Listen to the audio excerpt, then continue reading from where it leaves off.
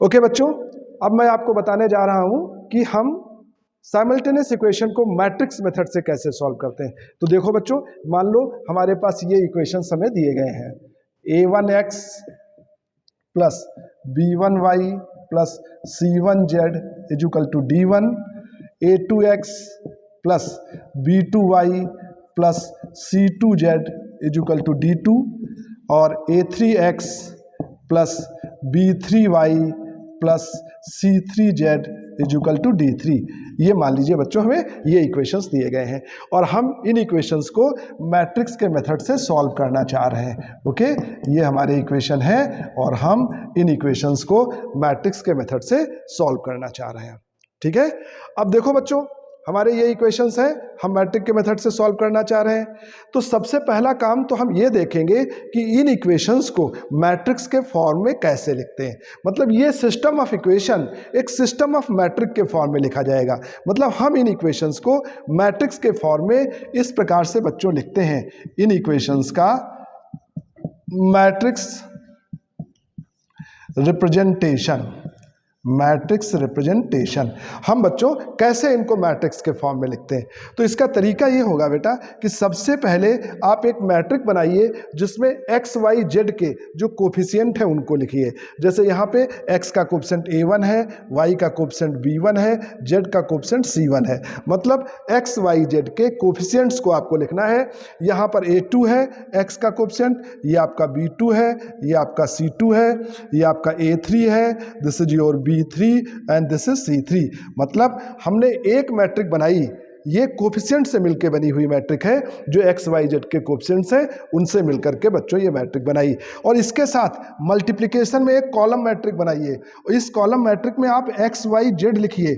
इस column matric में unknown लिखे जाते हैं जिनका मान ज्ञात करना है, हम उनको लिखते हैं। यहाँ पे हमें किसका मान ज्ञात करना है? एक्स वाई जेड का मान ज्ञात करना है। तो यहाँ पे इस कॉलम मैट्रिक में हम एक्स वाई जेड लिखेंगे और इजुकल टू करके एक और कॉलम मैट्रिक बनाइए जिसमें ये कांस्टेंट टर्म है, इनको लिखिए d1, d2, d3। एक और मैट्रिक बनाइए जिसमें कि एक कांस्टेंट टर्म लिखिए, एक ये भी कॉलम मैट्रिक होगा। तो ये जो सिस्टम ऑफ इक्वेशन है ये इस तरीके से सिस्टम ऑफ मैट्रिक के फॉर्म में लिखा जाएगा। एक ही बात है बच्चों, जो ये लिखा है वही ये लिखा है। कैसे? आपको पता है ना कि matrix multiplication row by column multiplication होता है। तो यदि आप ऐसा करके देखो, इसका रो ले लो, इसका कॉलम ले लो, रो बाई कॉलम मल्टीप्लिकेशन करो तो क्या आएगा? a1x plus b1y plus c1z और ये इसके बराबर है, मतलब ये d1 के बराबर होगा, जो कि आपका इक्वेशन नंबर 1 है। मतलब सेम है। इसी प्रकार से आप इसको मल्टीप्लाई करके देखो, a2x plus b2y plus c2z, ये इस एलिमेंट के बराबर आएगा, इक्वेशन 2 है। इसको मल्टीप्लाई करोगे, इसको कंपेयर करोगे, ये इक्वेशन 3 है। मतलब बच्चों यदि इन दोनों मैट्रिक को मल्टीप्लाई करके इस मैट्रिक से कंपेयर किया जाएगा तो वापस आपको ये इक्वेशन मिल जाएंगे। मतलब ये जो सिस्टम ऑफ इक्वेशन है वो इस तरीके से सिस्टम ऑफ मैट्रिक के फॉर्म में लिखा जाता है। अब बच्चों ये जो मैट्रिक है, चूंकि ये मैट्रिक कोफिशिएंट से मिलकर बनी है, इसलिए इस मैट्रिक का हम नाम रखते हैं कोफिशिएंट मैट्रिक। कोफिशिएंट मैट्रिक, ये जो कोफिशिएंट से मिलकर बनी है बच्चों, ये बच्चों हमारी कोफिशिएंट मैट्रिक है। अब यार एक चीज देखो, ये सारे टर्म यहाँ आ गए, ये टर्म भी यहाँ आ गए, ये बेचारे अलग थलग परेशान हो रहे हैं। अब चूंकि ये टर्म अलग परेशान हो रहे हैं तो इनको बड़ा अच्छा नहीं लग रहा था। इनने यार रिक्वेस्ट करी कि हमें भैया अपने साथ ले लो।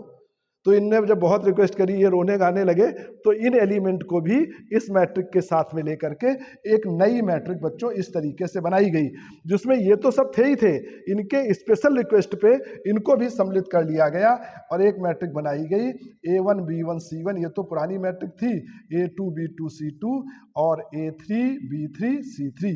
ये मैट्रिक बनी जिसमें ये एलिमेंट है, साथ में इनको भी लिया गया, इसको भी ले लिया गया, d1 d2 d3। एक बच्चों ये स्पेशल मैट्रिक बनाई गई। ये इनके परेशान होने के कारण सम्मिलित किया गया था। और ये जो स्पेशल मैट्रिक आई, इसका जब हम नामकरण संस्कार करते हैं तो इस मैट्रिक का नाम रखा गया आर्गुमेंटेड मैट्रिक। ये जो मैट्रिक आई, इस मैट्रिक का नाम रखा गया augmented matric. This is augmented matric बच्चों। ठीक है ना। अब देखो बच्चों, ये आपकी कोएफिशिएंट मैट्रिक है, ये आपकी आर्गुमेंटेड मैट्रिक है, आपको दो मैट्रिक मिल गई। अब सब कुछ निर्भर करेगा इन इक्वेशन का, इन दोनों मैट्रिक के रैंक पर निर्भर करेगा बेटा। इन इक्वेशन का सोल्यूशन होना है, नहीं होना है, इनफाइनाइट है, कैसा है, वो डिपेंड करेगा कि कोएफिशिएंट मैट्रिक की रैंक क्या है, आर्गुमेंटेड मैट्रिक की रैंक क्या है। याद रहे, आर्गुमेंटेड मैट्रिक बच्चों वो मैट्रिक है जो कोएफिशिएंट के साथ साथ ये कांस्टेंट टर्म को मिला के लिखा गया है, इस मैट्रिक का नाम है आर्गुमेंटेड मैट्रिक। अब क्या होता है बेटा, इक्वेशन को सॉल्व करने के लिए हम रैंक निकालते हैं कोएफिशिएंट मैट्रिक का और रैंक निकालते हैं आर्गुमेंटेड मैट्रिक का। यदि दोनों मैट्रिक का रैंक बराबर आता है तो भी इक्वेशन का सॉल्यूशन होगा, और रैंक बराबर नहीं आता है तो सॉल्यूशन नहीं होगा। मतलब आप हमेशा ध्यान रखो, यदि कोएफिशिएंट मैट्रिक का रैंक, आर्गुमेंटेड मैट्रिक का रैंक, दोनों मैट्रिक का रैंक बराबर है तो इसका मतलब है इक्वेशन का सॉल्यूशन होगा, इक्वेशन कंसिस्टेंट है। और यदि आपने दोनों का रैंक निकाला, रैंक बराबर नहीं आया, तो इसका मतलब है इक्वेशन इनकंसिस्टेंट है, उनका कोई सॉल्यूशन नहीं होगा। ओके, दो केसेस समझ में आ गए, रैंक बराबर है तो सॉल्यूशन होगा, रैंक बराबर नहीं है तो सॉल्यूशन नहीं होगा।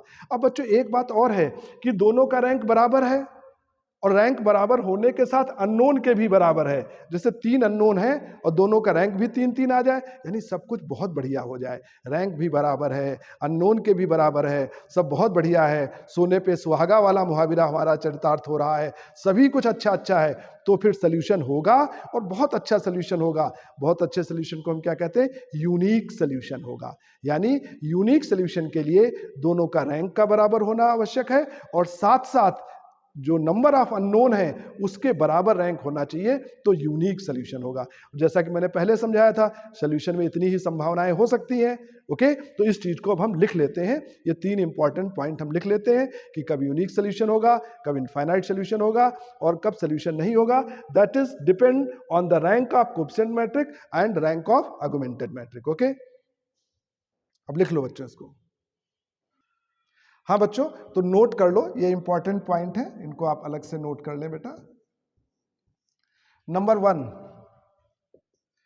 If rank of coefficient matrix, rank of coefficient matrix is equal to rank of augmented matrix, rank of augmented matrix, और equal to number of unknown, मतलब सब बहुत बढ़िया है, सब एक जैसा है।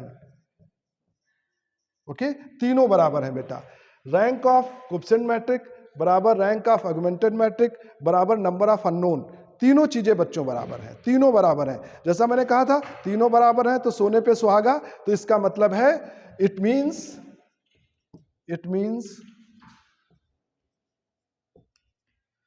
Equation are consistent, it means equation are consistent and have unique solution,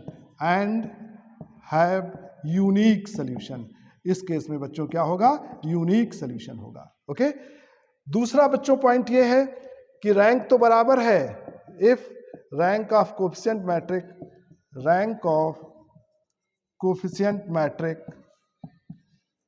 is equal to rank of augmented matrix, rank of augmented matrix, दोनों बराबर है लेकिन अननोन के बराबर नहीं है, not equal to number of unknown. मतलब रैंक तो बराबर है बेटा लेकिन अननोन के बराबर नहीं है, इसका मतलब है इनफाइनाइट सोल्यूशन होगा, इक्वेशन कंसिस्टेंट होंगी, equation are consistent, equation consistent होंगी and have infinite solution, and have infinite solution.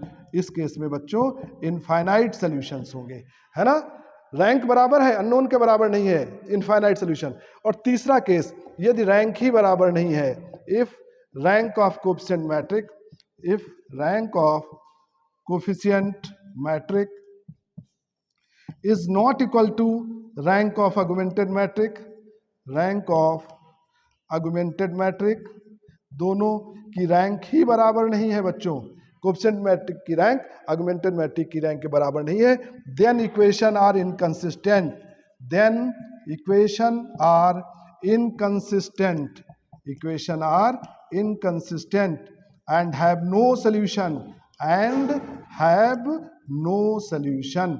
इस केस में बच्चों इनका कोई सॉल्यूशन नहीं होगा। ठीक है बेटा, अब आप इसको नोट कर लो। अब हम इस पर क्वेश्चंस अगली क्लास में देखेंगे। Okay, thank you.